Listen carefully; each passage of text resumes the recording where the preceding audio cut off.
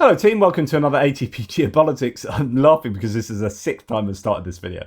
ATP Geopolitics video with myself, Jonathan MS Pearce. This is a US elections daily update, giving you some information on the Harris-Trump showdown. It's been, well, I don't know how long since Joe Biden stepped aside and Kamala Harris has stepped up as the nominee for the Democrats, while Trump is ensconced as a nominee for the Republicans. But both sides have had to have some time to react to the news of that happening and of Biden stepping aside and to get their adverts ready to then, it takes time, right? You've got to record the adverts, get the footage, get any voiceovers, get it approved, funded, approved, and then out to the cable companies or TV companies or whatever and get them on the air, right? That takes time. And they had some rough and ready ones out there, generic ones ready, but this is a first from the Republicans here, particularly first proper Harris attack ad. And it is focusing on exactly what was predicted, exactly what we have been expecting, which is immigration.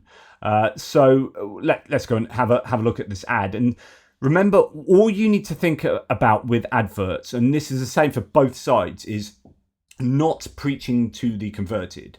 So the adverts should be aimed at your independents and your swearable people. So does this do the job of appealing to these people and not the people that already hate Kamala Harris, already hate the Democrats? And I'll leave you to wonder whether that is the case. I'm Donald J. Trump, and I approve this message. This is America's border czar, and she's failed us. Under Harris, over 10 million illegally here. 250,000 Americans dead from fentanyl. Brutal migrant crimes. And ISIS now here. Do you have any plans to visit the border? You haven't been to the border. And I haven't been to Europe. I mean, I don't understand the point that you're making. Kamala Harris, failed, weak, dangerously liberal. I'm Donald. Interesting. So, weak, dangerously liberal. So that's what they're going with. They're talking about crime, fentanyl deaths. They're attaching that to her. That pretty bad interview that she had, where she was, what's his name? Is it Lester Harris? Well, I forget his name. Anyway, your man there, that was not a good interview, where she kind of was a bit of a rabbit in the headlights. I think she's improved since then, but anyway, they're always going to be using that. So attaching her to any issues with the border, saying that any problem with Biden is a problem with her. She was a kind of border czar. Her job was actually to go to the countries where you had lots of migrants moving to the border and try and understand why and talk to the country. She wasn't actually in charge of the border, but that's kind of irrelevant because truth doesn't matter, perception matters. So the Republicans can attach her directly to the border, then this is their strongest case against Harris, and that's exactly why they've done an attack ad like this. The idea that there are ISIS elements crossing the border in any significant numbers is, I think, incredibly dubious. But again, it doesn't really matter. It's a US fear of a terrorist attack. CNN, and it cites CNN, but it's just a fear of a terrorist attack. It doesn't mean that actually ISIS across the border in any meaningful numbers. But so I would have problems with twisting reality here with this advert. But again, that doesn't matter. If they can get away with it and they can scare people, this is about being emotive and appealing to people in a sense of scaring her. So the first thing to note is this is not a positive ad. This is not presenting a positive picture of what the Republicans can do for Ukraine. For the US, right? For the people of the US. This is an attack on Harris directly. Now, I think, if I'm correct in saying that statistics better, I think, supports ads that do comparisons. So if you are going to attack Harris, what you should do here, what the Republicans should do, is then say, but look at what Trump would do. So you go negative, positive, negative, positive, negative, positive. If you just go full on attack as an attack ad, it will feed the people who are already well fed. but I don't know. I'm sure statistics support that actually these are less effective ads. Nonetheless, this is just a classic attack ad. Doing that. Now, will that convince those in the middle? It might well do to some degree. Immigration is I think the single biggest issue around the world in terms of Western nations. And that is why you see it so often weaponized by opposition, but also by entities like Russia wanting to drive wedges into any given nation's political landscape. Right. So what we've here's the New York Times saying that with dueling ads, Harris and Trump both tried to define her as a candidate. This is what I was talking about the other day. Lots of analysts are talking about this, is that the Democrats need to get their adverts out pretty quickly to start defining Harris, because if they don't define her, she will be defined by the opposition. And if the opposition define her, she'll then be spending all her time trying to redefine herself, trying to battle against the narrative that has been presented. You need to get your narrative in first. And I don't know whether the Democrats have succeeded really in doing that yet. But we'll expect to see some ads pretty soon, and that's what's suggested here.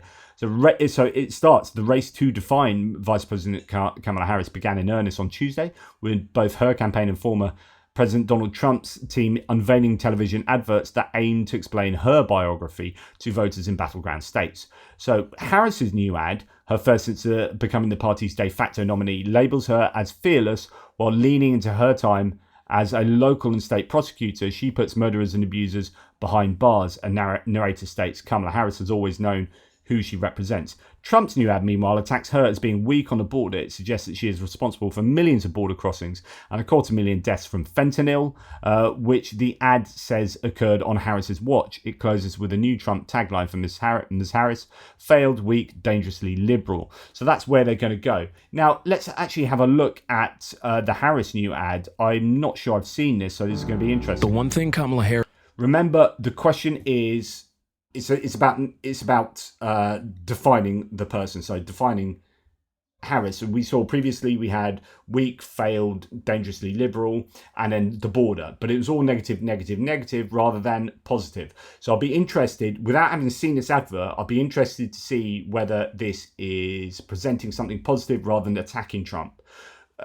And this might therefore, according to some stats, have better purchase on the electorate or on the viewer. The one thing Kamala Harris has always been: fearless. As a prosecutor, she put murderers and abusers behind bars.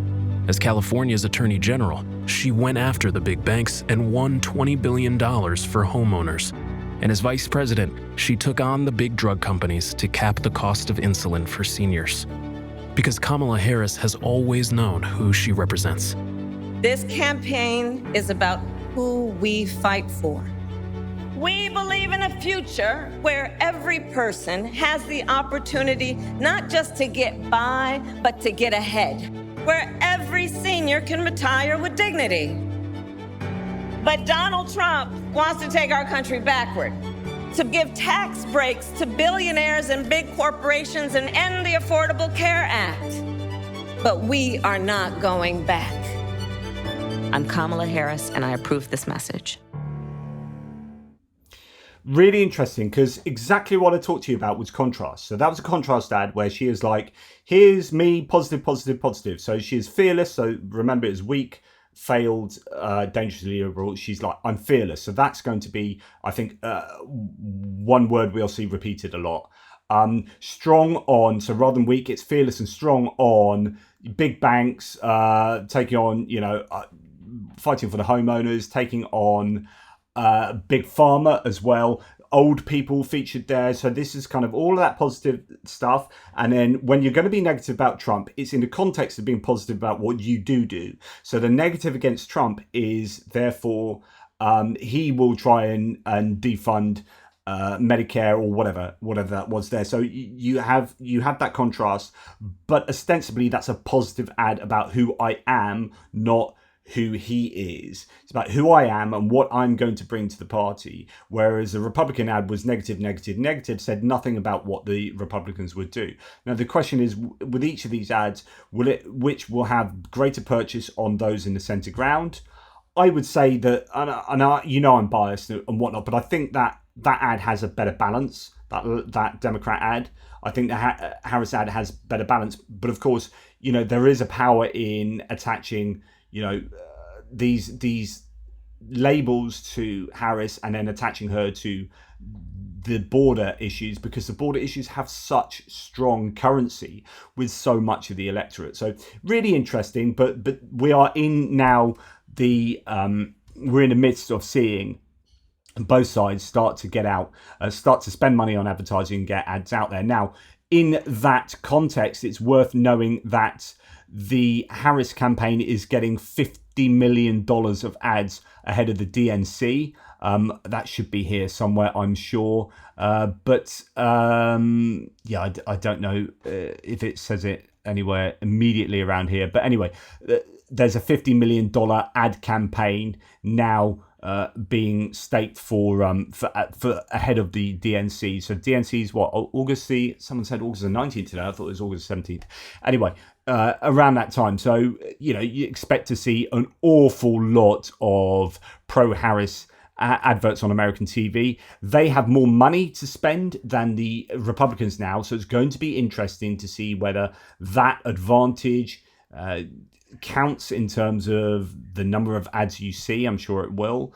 And then whether those ads translate into poll statistics and support and eventually votes. It's money does an awful lot, but it doesn't do everything. And it's going to be interesting to see how successful those ads are. Then there are news pieces like this that add organically to each campaign. So here we have a Republican mayor of Arizona. So Arizona is an interesting place. It's part of the Sun Belt. This is close to the border, right? This is a state that the electorate there will be paying attention to policies about the border and paying attention to adverts concerning the border. And we have a mayor of Arizona's third largest city writing a scathing editorial today listing 15 specific reasons why he is endorsing Kamala Harris over Trump in a crucial battleground state. So that is fascinating. And he's then actually got a lot of traction. He's been on, for example, CNN. Where have I got it? I'm a bit out of position here. I've got my stuff in the wrong order. Here we go. Giles, the Republican mayor of Mesa, Arizona, announced he is endorsing Kamala Harris for president. Quote, our party used to stand for the belief that every Arizonan, no matter their background or circumstance, should have the freedom, opportunity, and security to live out their American dream. But since Donald Trump refused to accept the outcome of the 2020 election, Republicans have yet to course correct. So this is a lot to do with the danger to democracy that Trump presents, and that the idea that he is going to call into question any credibility for the election results if he loses. So the Republican Party, with Trump at its helm, continues down a path of political extremism away from focusing on fundamental freedoms. In the spirit of the late Senator John McCain's motto, country first, I call on other Arizona Republicans to join me in choosing country over party this election and vote against Donald Trump. Okay, let's listen to this chap a little bit on CNN. Now, this is in answer to you've got a clip here of Trump speaking to Laura Ingraham, which is really interesting. That interview was very interesting because it wasn't an interview. It was a love-in where Laura Ingraham from Fox just basically doesn't so much ask questions as just chat to him about how they together can beat the Democrats type thing. It's really, really just not given any tough questioning or any useful questioning by, in this case, Fox News. Anyway, as an answer so that the part of that interview, though, was a way of clarifying his statements the other night at a rally where he said, Christians, I just need you to vote. Christians, come out and vote. You only need to vote this once and then you don't need to vote again and we'll have it all fixed. Lots of people calling on Trump to clarify that because it sounds like he's going to enter into some dictatorship where you only get to vote once and then the country will be fixed, but don't worry, you won't need to vote again because I'll just be in charge. And lots of people saying, oh, that was just the way Trump speaks. A lot of people saying, my position is it doesn't really matter what he truly believes there, so much as, like, if you can't be clear enough with your statements, a bit like Poe's law. So Poe's law on the internet is if you say something out of sarcasm or half joking or whatever that's so ridiculous, but that people still believe it, it means that we are close to a position where the ridiculousness is dangerously close to reality. So if Trump is saying something that some people are saying, well, obviously nonsense, but like most people are believing it, then that tells you something about Trump, right? And it also means that it's not really cool if you have to go out and clarify that. By the way, this is what I meant. Like, you need to be clearer anyway in what you're saying. But also, my goodness, people are really ready to believe that you are advocating for dictatorship here. So anyway, he had a chance of coming out and really clarifying that. And he came out and basically didn't really clarify it. He kind of sort of doubled down on this vague idea that Christians only need to vote once. And then they just had a bit of a loving. But here is what your Arizona mayor then says to this. After 4 years. By the way, I did last time. Do you think that he would leave office at the end of his term if he is elected, given your concerns about election denialism and his comments about voting today?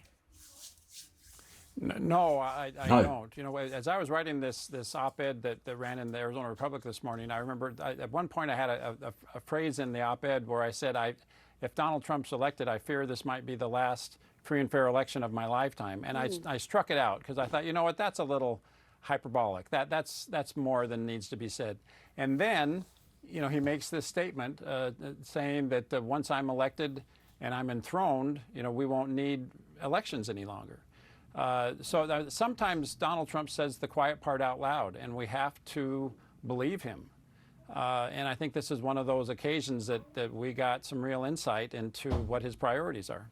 There are many who will say that the conversation itself is hyperbolic, and then you hear statements that he's made, and you have to wonder which came first, the chicken or the egg in these conversations. You know, We'll go on to what she goes on to talk about in a second.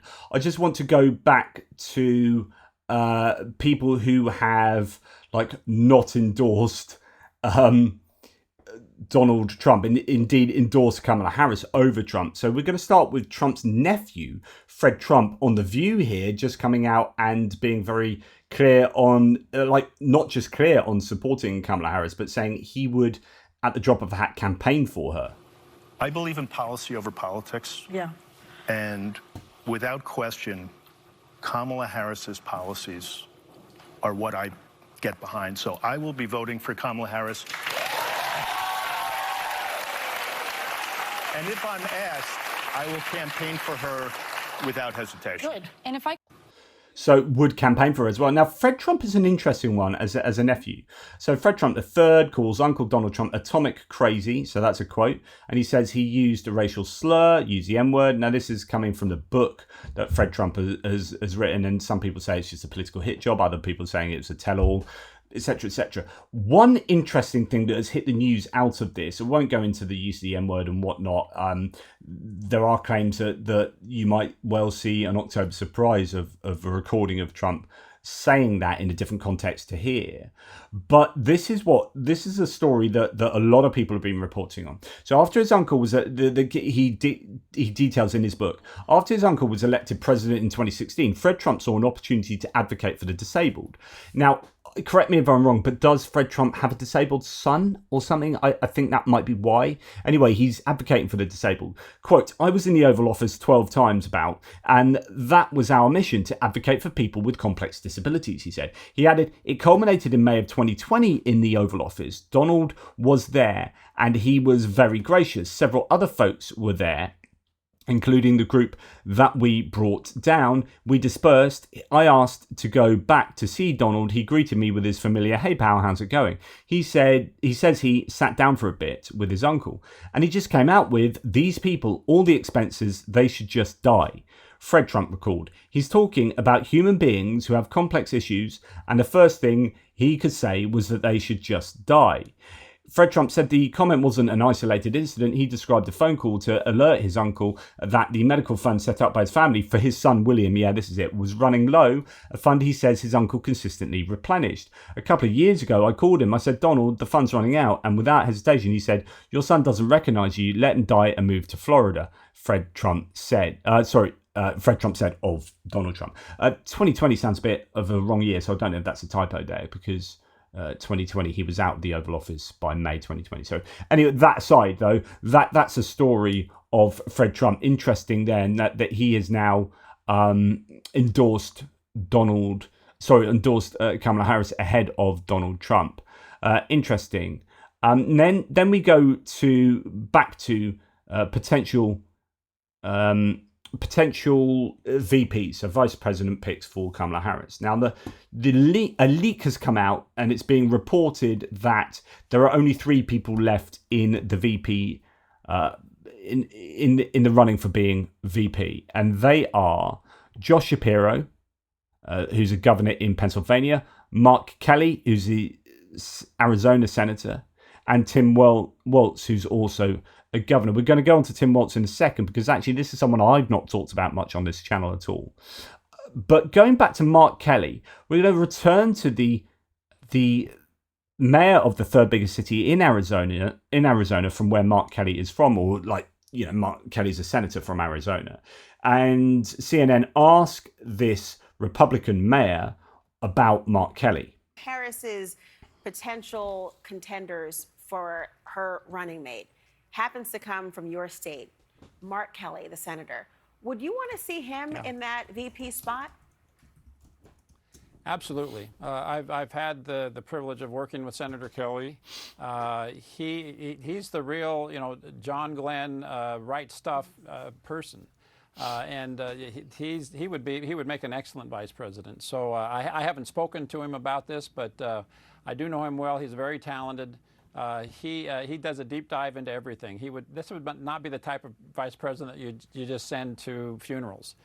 He's a very capable person. I could see him being the Secretary of Defense and the Vice President at the same time, because he's very, very capable. Well, that would be 2 daunting tasks at once. Let's see, maybe you can do either or, if in fact... Incredible. So we have this Republican mayor endorsing Senator Mark Kelly, and I am beginning to think Mark Kelly is becoming more and more of the top pick. I think issues over Josh Shapiro in terms of being Jewish, and then the Democrats being split on Israel-Gaza, you might think that he could either be a really good pick for that, might be some kind of unifier, because he's quite nuanced, I think, Josh Shapiro, on his approach to Israel, or you just go, right, okay, well, Mark Kelly's just a bit safer, and actually it will help on immigration, because Mark Kelly is also quite strong on immigration, and given his position in Arizona, you would take Arizona as a state with you, you'd get some votes in Arizona, you would then get someone who's strong on immigration, who can be a foil to these attacks by the Republicans on Kamala Harris for her weakness on the border, for example. So I'm actually beginning to think that he's not just a strong pick because I like him in being a veteran, concerning his very strong support for Ukraine, right? So I'm biased for support for Ukraine. He would be strong on that, but he would also be strong for many other reasons, and that endorsement I think is particularly important. Now, Tim Walz, who's a Minnesota governor here, has you can accuse me of being a bit trite here, a bit sort of, I don't know, overtly biased, right? But sometimes I look at like Democrat politicians, and then I look at Republican politicians like J.D. Vance and Josh Hawley and Marjorie Taylor Greene and Matt Gaetz, and I just think, these people are better humans. And I know that's going to be really divisive. So some of you who are like strong supporters of Republicans, but like just some from the outside, I just look at the some of the humanity here from these people. I think, oh, this is a decent human being. He would be a great VP pick just on account of he's just a decent human. And I can see that here. And also win a few times, including. I don't know if that's fair enough to say, to be so sweeping. So call me out on that if you think it's worthy. But here's just a little snippet of Tim Waltz, where I just think, yeah, I like this human. And a few times, including with his daughter, who he says tricked him into going on the most extreme ride at the fairgrounds. Take a look. Every year we as a family do something old and something new. I get to pick something, a classic, the old mill ride, to do that. And then Hope gets to pick something new. I think we're gonna go do the slingshot. Which I don't know what it is, and they're keeping it from me. But then we're gonna go get some food, corn dog. I'm vegetarian. Turkey then. And Turkey's then, meat. Not in Minnesota, turkey special. And I love it. I love it. Those things and report back.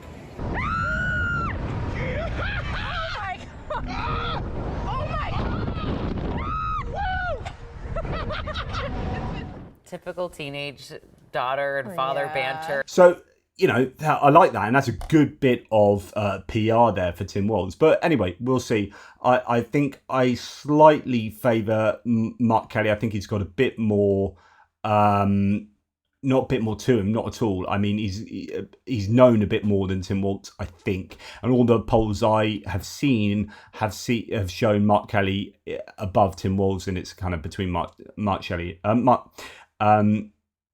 Kelly. Sorry, goodness me. Today I'm having a nightmare. Mark Kelly and Josh Shapiro. So it seems to be they're the top two, and Tim Walz a bit further down. We're going to go to Rachel Maddow, and I know some people will be like, but yesterday we talked about techno-fascism and that being a real issue and a component in the support for the Republicans from tech billionaires. So as they want a deregulated tech industry that will enable them to effectively start, you know, almost ruling the US. And that's why you get Peter Thiel and David Sachs and Elon Musk saying what they're saying. Another worry alongside that, obviously, you know, you got Project 2025 that I'm going to detail a little more in the forthcoming days. But we have a real issue with the challenging of an election if it goes to the Democrats and things that have been put in place already. At Rolling Stone today, they profile 70 different election officials who have been put into position in the swing states of Arizona, Georgia, Michigan, Nevada, North Carolina, and Pennsylvania, who are election denialists, committed election denialists. Officials that have been put in place in all of those swing states to make sure that election results, no matter what they are, do not get certified in those states this year. Quote, at least 22 of these election officials have already refused or delayed certification processes in recent elections. According to Democratic elections. So you are going to have an election that is going to be embroiled in controversy from the get-go. Like, before it's even taken place, you know you've got dyed-in-the-wool election denialists who are going to, in positions where they get to have some influence on certification, causing a problem for the certification of results in battleground states. Election lawyer Mark Elias, quote, I think we are going to see mass refusals to certify the election in November. Quote, Republicans are counting on not just that they can disrupt the election in big counties, they're counting on the fact that if they don't certify in several small counties, you can't certify statewide results. 70 officials in place across just the swing states. For all the surface level weird behavior and language and strange choices and incoherence and odd donors in the Republican campaign, the serious core at the heart of it is that they are not planning on the vote being counted as normal. They are not counting on the election results being tallied as normal. They are not counting on the vote. And in fact, Trump is now repeatedly saying the vote will not matter. He doesn't even want your vote. The Republicans are counting on the election results not being certified. And what she's talking about is this. We don't need the votes. I have so many votes. We don't need votes. I tell my people, I don't need any votes. We got all the votes we need. I don't need votes. We don't need votes. We got more votes than anybody's ever had. You don't have to vote. Don't worry about voting. The voting, we got plenty of votes. So it appears that there are going to be some issues at the end of this voting process. Before I go on from there. I just want to go back to a bit of an educational point to make. I talked about the Electoral College yesterday, about there being 50 states in the US, and each state has a number of Electoral College votes that then go into being totted up, and whoever gets over 270 or over gets to be the president, right? It's not the most votes around the US. It depends where those votes are in any given state. Now, I talked about there being a correlation to the population of those states as per the Electoral College votes. Actually, it is a little bit more nuanced, as someone rightly says. Allow me to clarify a point for you. The Electoral College is essentially DEI for rural states with low populations, as the majority of red states are. So just to explain that, okay, most rural states the rural states skew Republican. And this is the same in the UK in terms of Conservative Labour. It's the same in most countries around the world where rural areas skew Conservative and to the right, and urban areas skew Liberal and to the left. More people you pack together, the more understanding there is of other people, the less problem you have with immigration and otherization, and you get to see more gay people and more this, more that. And so the idea is that urban centres are centres of degeneracy. It's really interesting. If you see like How Fascism Works by Jason Stanley, this is one of the pillars of the 10 pillars of how you get to fascism. But that's not to say people on the right or conservatives are fascists, but sorry, I don't mean to say that at all. But there is definitely a divide between liberal and conservative in how the physical landscape and the urban landscape looks. So what that means is that, what that means is that urban areas have in the US more support for the Democrats. So, California, huge amount of people, is always going to skew Democrat. And these Montanas and Dakotas, North and South Dakota, they are going to skew towards the Republicans. And that then means that if there is a skew with the electoral votes towards rural states, then the entire mechanics of the electoral system in the US are skewed towards the Republicans. And that's exactly the case here. So the number of Electoral College votes you get is the number of congresspersons from that state, thus correlated to population. So congressional districts are, and representatives from the House of Representatives, right? Those lawmakers are apportioned on population, right? So you have a census and you work out how many people there are in any given area, and you say, right, this is a district. And the problem is you can redistrict areas and you can gerrymander and whatever, but we'll leave that for another video. But you get lawmakers per kind of head of population, if you like.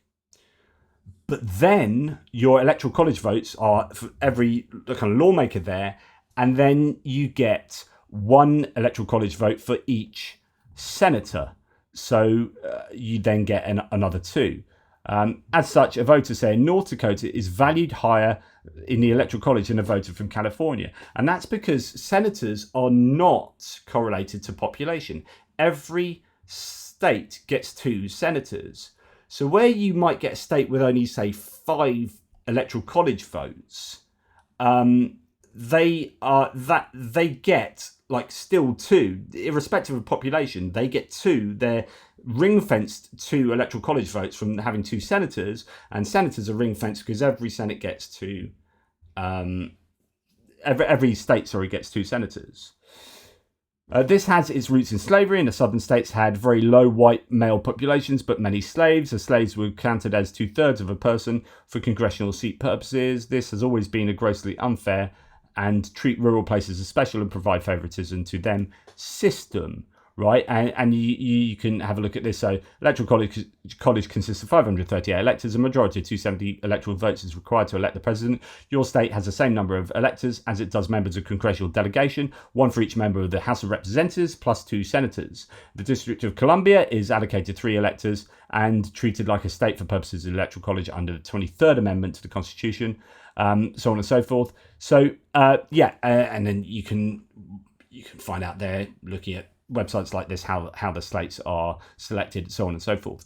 But the idea is that there's a slight skew then to rural states who get, you get your 2 senators irrespective of how small your state is, and that translates into Electoral College votes, and they are going to more likely skew towards Republican, being rural states. Anyway, that's just an aside for you, because I know some of you are not from the States. In fact, most of you are not from the States who watch my videos, so it's worth adding these things in. Right, the other issue, so I'm flipping backwards and forwards here. So I talked about the issue of there being these election certifiers who have been put in place who are basically election deniers, and that's an issue.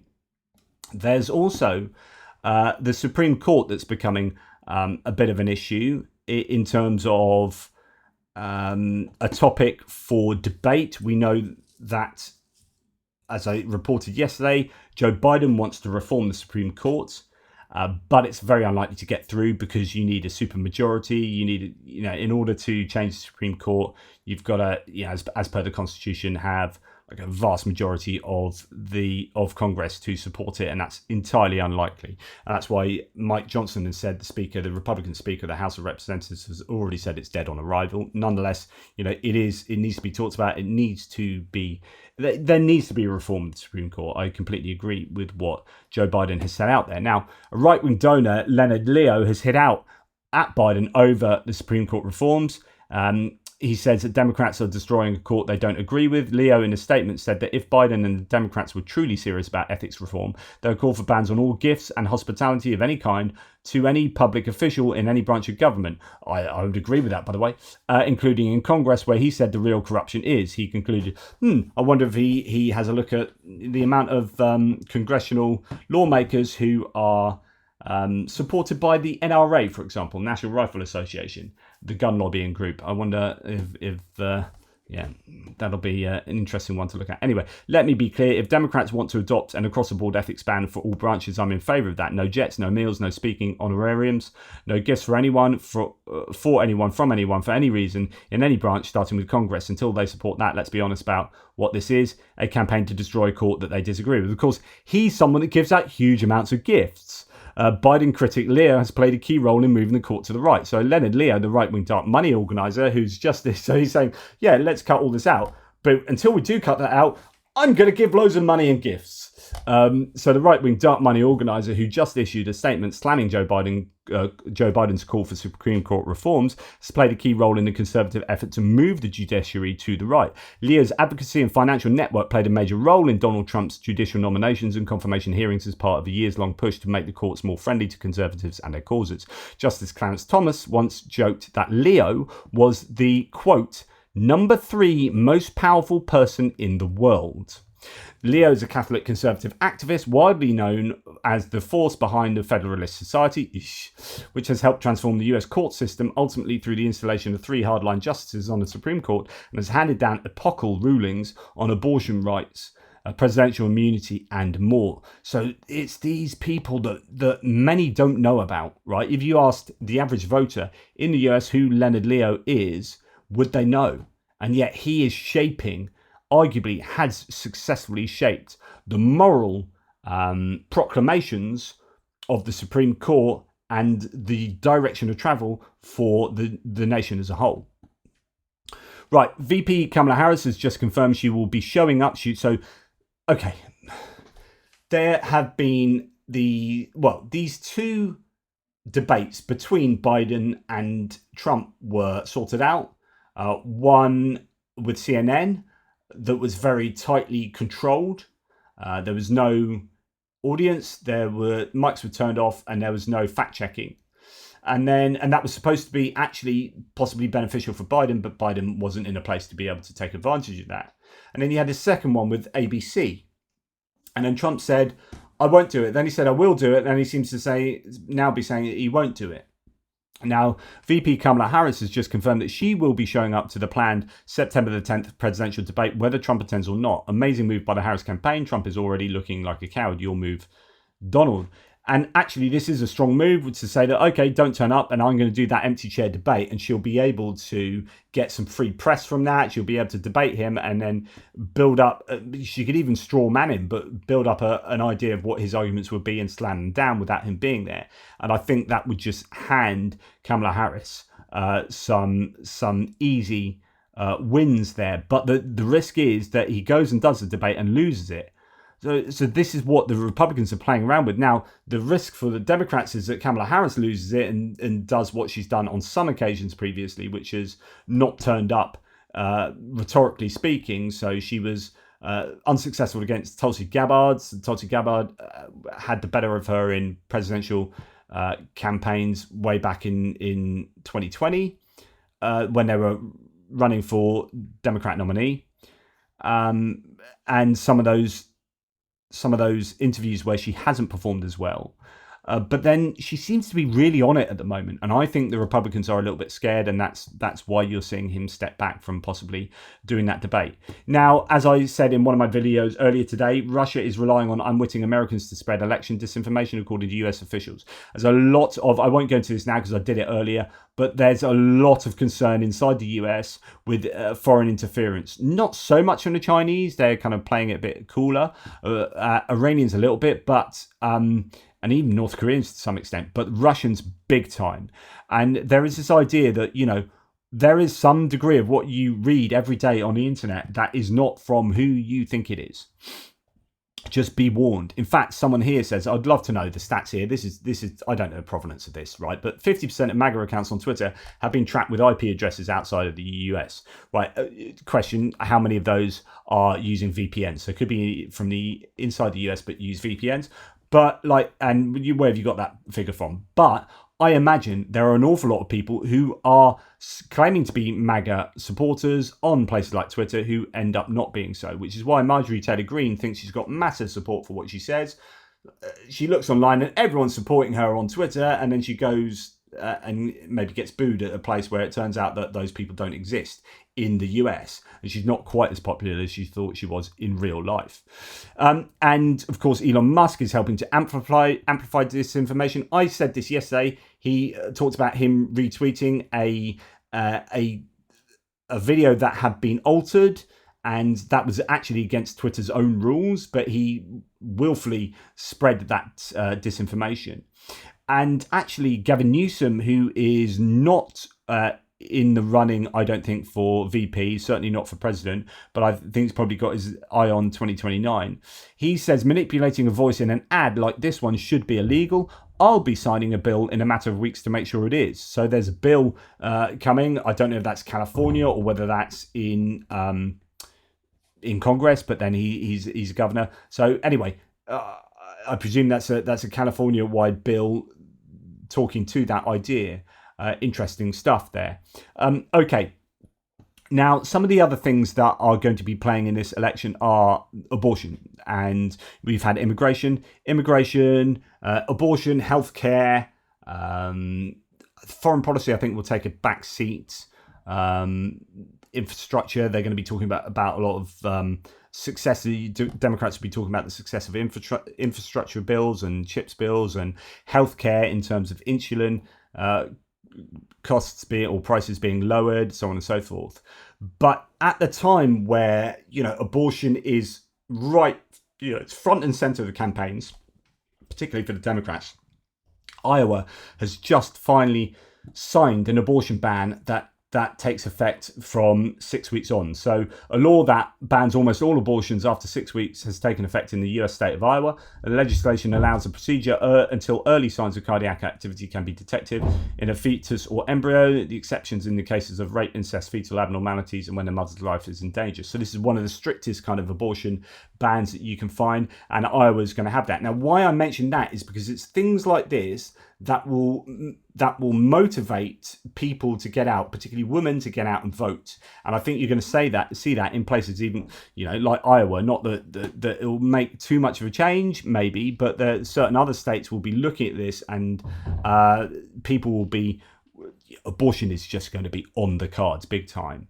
So here we have Adam Kinzinger, Republican, saying, if you do one thing today, watch John Bolton absolutely crush Eric Bolling. So this is Newsmax, and this is someone trying to challenge blame Afghanistan on, so the withdrawal from Afghanistan on Biden. But John Bolton, National Security Advisor to Trump, at the time when Trump did what's called the Doha Agreement, saying, actually, you don't know what you're talking about. And Biden had to pull out because of the agreement that was signed by Trump in Trump's administration called the Doha Agreement. And so although Biden could have done things better, the large proportion of why it all went wrong was what was sorted out in the Doha Agreement. I suggest you just go and Google the Doha Agreement. Biden gets a bad rap for it, but it was essentially, you can lay a large part of the blame for the disaster that was Afghanistan on Trump. And John Bolton is not taking any prisoners here. But it just goes to show how partisan Newsmax is, because talking over John Bolton and so on and so forth. What made us less safe, Ambassador? Right. You know what made us less safe is when Biden pulled us out of Afghanistan. 13 Americans died, and now that was Trump's deal. And now the Taliban tells us, back off, don't kill Al Qaeda. That's right. Are you out of your mind, sir? Same thing they would have done under Donald Trump. No. Oh, who cut the deal, Eric? Who cut the deal? Who delivered the deal? Donald Biden Trump cut the deal, didn't he? No. Trump wanted to. What would Trump have done? What would Trump have done had he been reelected? Remember, sir? Let's be honest. No, he did not. He absolutely did not. He did. Eric, you don't know what you're talking about. He wanted everybody out. He cut a deal to do exactly that. Anyone disagrees with you, we don't know what we're talking about. Trump said leave 2,500 there until we have a smooth transition of power. He did not. Look, he said that after he cut the deal. The deal cut us down to zero. That's what Trump wanted. He wanted everybody out. The record on that is completely clear. Over time, Biden pulled them out. Well, with Americans still there. No, read the deal, Eric. Have you ever read the deal? Oh, stop it. Yeah, stop I know you got to go before you're embarrassed even further. I'm embarrassed. That's just brilliant. I know you got to go before you embarrass any further. But that point there is really good. Like, have you read the deal? Did you read the Doha Agreement? Stop spouting your nonsense here. Have you read the deal? But anyway, I don't think foreign policy will feature too much in the election. Okay, let's just very quickly go over some polling and whatnot. So Kamala Harris and fundraising. Kamala Harris has launched a $50 million ads blitz in the US presidential race, as I mentioned before. So get ready to see that. What you are going to see is a mobilization, as I've said before, of the certain demographics: women, black and brown people, young people. I think Harris is looking to those demographics and is going to really try and ram home the message to them and get them motivated, registered, and out there. Here we've got a woman here that talks, I think makes a really interesting point in probably about a minute's time. Let's listen to her and we'll discuss it. Some good, some not so good. But as a person who has studied politics for the last 40 years, elections in particular, you look at how people behave relative to the things that are going on, relative to the issues of the day. You see what activates them. You can kind of predict the behavior into the future, which is why I'm absolutely certain at this point, based on everything that I'm looking at, that Kamala Harris is going to win. Now, if you want to refute this, I'm happy to have a conversation with you because, in my 40 years of looking at politics and elections, especially as we moved into the election of Donald Trump in 2016, I've seen all kinds of things. And I look at the data, I look at the numbers, I look at the electoral maps, I look at the polls. But more than anything, I'm looking at what people are talking about on social media now. And there are a lot of them on both sides, Republican and Democrat. And what I'm seeing right now is unprecedented. This didn't even happen when Obama was running for office. This is something that has taken on a life of its own, and it actually almost doesn't even matter that it's Kamala Harris. It could have been someone else. What has happened is that an entire segment of the electorate has been activated in a way that is causing them to act. They did it back with Obama, but it was very heavily oriented toward African Americans and younger people. What is different this time is that older people, voters, suburban women, people in very deep, heavy red states have all said we've had enough. And when J.D. Vance came out and attacked a segment of women, it was game over. You can actually know that that was the moment that this all ended for Trump. It's not going to matter over the next 100 days what kind of attack ads Donald Trump runs, all of the attacks on Kamala Harris, all of the stuff that's going to just be thrown at her about race, about her gender, about everything, like dismissals of all of her accomplishments, all of it that, I mean, it's all going to get thrown at her, and it doesn't mean anything, because the reality is that this huge movement of people right now that is now in motion, they already know that they're voting for her. So this is a really interesting point. That her main point is that it's not about Kamala Harris. This is right. This is just got to the time where it's like, right, we're ready for a woman president.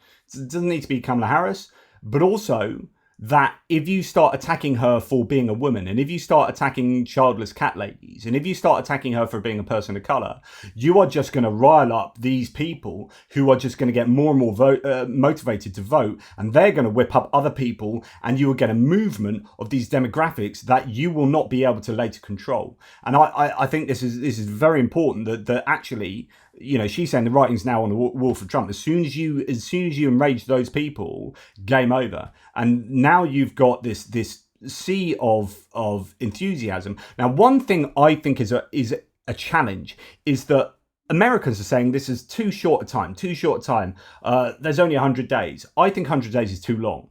Personally, I mean, we're not used to that in the UK. UK and France just had elections, snap elections called, and a month later it was done and dusted. Job done. And actually, the challenge for the Democrats is to keep this momentum up for 100 days. This is now 30 days from now. I honestly think the Democrats have got an even greater chance. The longer it goes on, the more that the Republicans could find a weakness, and that enthusiasm dies down. So the challenge for I'm not saying the Democrats won't do it. I think they will, but the maintenance of that tsunami is going to be the challenge for the Democrats. But really interesting there. And you know, when you're talking about that enthusiasm for certain demographics, or with certain demographics, you talked about women there. Here we've got a black pastor giving an absolute killer sermon on Kamala becoming the presidential nominee. I'm gonna confess, I wasn't too happy about that, but I'm all in now. I'm 100% now for this reason.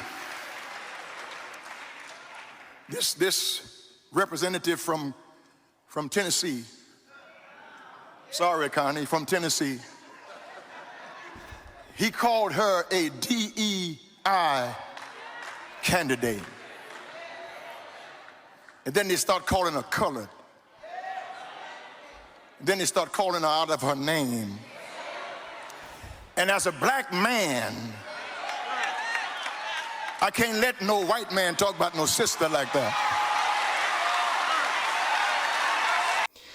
So what you got to understand is, you piss off the wrong people, it comes back and bites you on the arse. So if you say she's a DEI candidate, that she's only there for a checkbox, and she's not there through any qualifications of her own, then you're going to annoy some black people. If you're going to mispronounce her name on purpose, you're going to annoy some people of colour. because there's a much wider demographic than just black people, right? She represents the South Asia. She comes from that different heritage of Southeast Asia and African American, and so just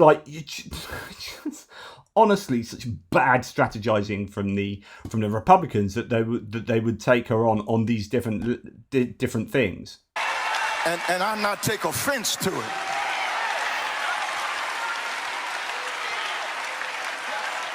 Because who is more disqualified than Donald Trump? And Republicans are all in because he is the avatar for their grievance. How qualified does a black person have to be? Graduated at the top of her class at Howard, went to law school, was Attorney General of a state, a United States Senator, a Vice President of the United States, but she's not qualified? I'm all in. Because I'm not going to let any white man tell me how I ought to feel about a black person. Stony the road we've trod. Now, I am not in the least bit religious, as well you know, but my goodness, amen, brother.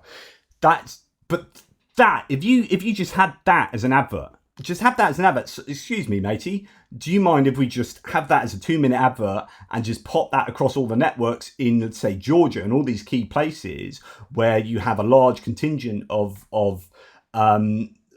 votes from these sort of communities, from people of color, then my goodness, that is going to be so powerful. But again, like, bad strategizing from the Republicans, which is why you had people like Mike Johnson and others come out and said, no, we must not keep saying these things about DEI hire and, go on about her being a woman and her being a woman of color. That will not be good news for us. Right.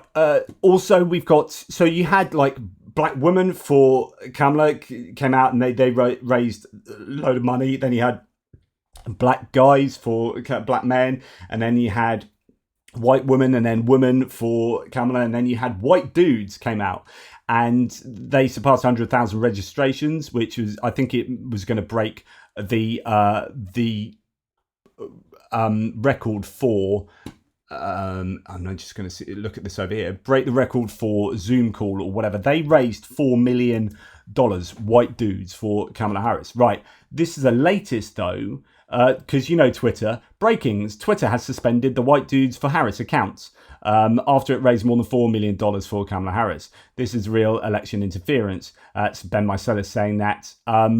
But quite incredible. But the more you try and shut people down, the more they will bounce back, I'm sure. So, and then looking at polls in general, we talked about favorability polls yesterday. White Democrats love this. I'm sure they do. All right, voter enthusiasm. So that is that Harris and Trump just after the RNC, so the Republican National Committee convention took place. Harris was down 11, Trump was down 16. In your net, you got your favorability ratings are net favorability are your favorability taking subtracted by your unfavorability, right? And it turns out that both people were more unfavorable than they were favorable. Now, so just a short while later, Harris is now net favorability of +1, so she's actually keeping her head above water. Trump's gone down to -16. So like I've told you before, it's not about how much he can whip up support with the people who already love him. It's about getting into the middle ground. And if you're not attracting the middle ground, you ain't going to win the election. And that move from -11 to -16 says that he is going in the wrong direction for attracting people outside of his core supporters. Among Democrats, speaking of Democrats, what did that look like and how did that change? Yeah, opinions are one thing when it comes to the individual candidates, but enthusiasm. We know that Democrats were suffering from low enthusiasm, so enthusiastic about voting. So this is Democrats for Biden or Harris. Look at this. Back in February, just 62% of Democrats said they were enthusiastic about voting for Joe Biden. Look at this now. Woof. Up to 88% now say that they are enthusiastic about voting for Kamala Harris. That is a huge jump. That is a 26-point jump. Look at Trump during the same stretch. Republicans for Trump. It was 80% in February. Look, it's still fairly high at 82%. But compared to February, where Trump had this 18-point advantage, now we see Harris with a 6-point advantage. So real enthusiasm. Now let's go to battleground Harris states. versus Trump. These are the northern battleground states. This is all polling conducted since Kamala Harris became the presumptive Democratic nominee, or the very likely Democratic nominee. Look at this. In the Great Lake battleground states, pure toss-ups, +1 in Wisconsin, well within any margin of error. Michigan tied, Pennsylvania tied. We thought these were going to be tight. At this point, they look like they're going to be tight. Perhaps a little bit more interesting with these. So he's basically saying that these ones on the right, so that's what, Minnesota, New Hampshire and Maine, +6, +7, +9. These were places that the Republicans were looking at trying to take, trying to make serious inroads in, because Trump was doing well, Biden wasn't. And now these battleground state polls are suggesting actually no, they can't go to those reach places, and it's back to the battleground states. And although these are the northern Great Lake ones, they don't have any stats yet. They don't have polls out for the Sun Belt, which is sort of your Arizona, Nevada kind of areas, and maybe all the way across to North Carolina and places like that. But it seems like Kamala Harris has now kind of tied up the race in these key battleground states. So it is all back to these sort of 6 or 6 to 9 states that seem to be the ones that are going to dictate this election. So that's, again, good news for the Democrats, because they can rest a little bit easier that some of the other states are less likely to be taken by the Republicans. And then finally, as Ron Filipkowski says, Trump got a 0 bump from the polls from his VP pick. So, you know, you pick your VP pick, it's a big thing. Everyone's like, yay, you get a bit of a bump in the polls. He didn't get that. He got 0 bump from the shooting, realistically. Everyone's expecting a massive, prolonged bump from the assassination. People are now not even talking about the assassination. And he got 0 bump from the convention, realistically. The RNC, you know, very, really nominal bumps. Voters already know who he is, what he's about, and made their judgment. He topped out of 46% in the last 2 elections. He can't go up. He can only go down. Right, I'm going to end with this point, and I know this has been overtly pro-Democrat, pro-Harris, but, you know, that's how I feel. But also, I think the stats are really leading to this being what will happen. And this is exactly what I said. So all he does is appeal to the people who already love him. And that is there's a ceiling on that. He's got a box of people over there that, yeah, okay, well done, you've got them, brilliant. Right, who are you going to get as a VP pick to get people other than that? Oh, you've got someone that's just going to appeal to that box. So that's your JD Vance, is just the Trump 2.0. Okay, so what about the middle ground? And he keeps doing stuff that creates, that plays to the people he's already got. So the more they talk about a DEI pick that Kamala Harris supposedly is, the more they talk about her being a woman and a person of colour, the more that's playing to the box of people you've already got. And no one outside of that box. You've got a ceiling on your popularity, and it doesn't seem like it can go any further. Unless you change something up considerably and really try and court the middle ground, you are stuck with that 46%. That's not enough to win you the election. Or at least if it is, you've got to really guarantee that you're going to get that 46% in the right places. And as mentioned, that isn't necessarily going to happen, certainly at the moment. Now, we'll have to see if the Republican adverts have the desired effect. But remember, for every Republican advert, there's going to be possibly more Democrat adverts, because they can outspend now the Republicans on advertising. And so if they have more successful ads, as we looked at the beginning of this video, you know, if they're using more sounder techniques, such as, you know, using contrast rather than just attack, then actually, you know, we might see those polls continue to shift in swing in favour of Harris. I don't know. Let me know if this is still useful and interesting for you. Thanks so much for watching. Please take care, and I'll speak to you soon.